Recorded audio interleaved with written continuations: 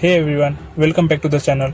So in this video I will going to show you how you can detect the firewall of any website using the WAF tool in Kali Linux.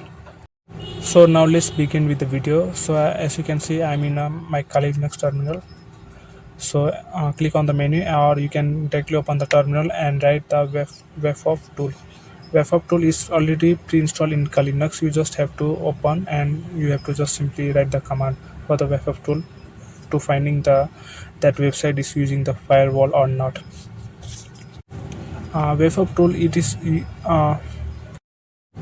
after opening the terminal you just simply have to write the WAF tool and then you have to mention that the website URL, like for example I have written the WAF and google.com, and after that you have to hit enter and within a minute that it will give you the result that this website is using the firewall or not. Actually, Wafw it is a tool that helps to find that if the website is using the firewall or not.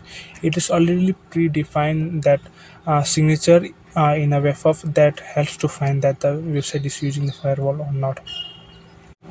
This can help in the security testing and understanding the website protection.